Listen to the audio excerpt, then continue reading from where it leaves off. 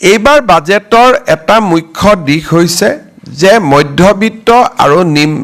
নিম্ন মধ্যবিত্ত সমাজলৈ সকাহ 12 লাখ টকাৰ লৈকে আমাৰ কোনো ৰাইজে এতিয়াৰ পৰা ইনকাম টেক্স দিব নালাগিব 12 লাখ টকালৈকে ইনকাম টেক্স ৰেহাই দিয়াৰ মিনিংটো হৈছে যে তৃতীয় আৰু চতুৰ্থ শ্ৰেণীৰ কোনো কৰ্মচাৰীয়ে এতিয়া ইনকাম টেক্স দিব নালাগে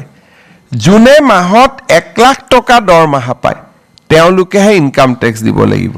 তানে 12 লাখ টকা বছৰ আৰু মাহত 1 লাখ টকা উপাৰ্জন নকৰা কোনো ব্যক্তি এইবাৰ আৰু আয়কৰ দিব নালাগে ইয়াৰ ফলত মই এক প্ৰকাৰ দেখা পাওঁ যে আমাৰ চৰকাৰী কৰ্মচাৰী প্ৰায় সকলোৱে ট্যাক্স আউটাৰ পৰা যাৰ বহুত দিন চাকৰি হোৱা নাই বিশেষকৈ নতুনকৈ চাকৰি যোগদান কৰা 5 বছৰ 10 বছৰ 15 বছৰ চাকৰি কৰা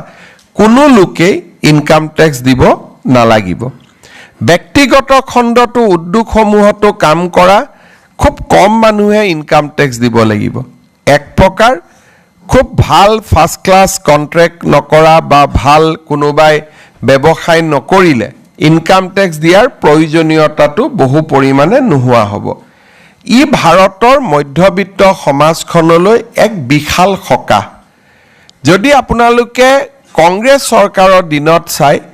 75 বছৰ বা 60 বছৰ তেওঁলোকে চৰকাৰ চলোৱাৰ পিছত ইয়াক 3 লাখ টকালৈকেহে লৈ যাব পাৰিছিল মোদী ডাঙৰীয়াই প্ৰথমতে 5 লাখ তাৰ পিছত 7 লাখ এতিয়া 12 লাখ টকালৈকে ইনকাম টেক্সৰ পৰা সাধাৰণ ৰাইজক ৰেহাই দি মধ্যবিত্ত সমাজখনলৈ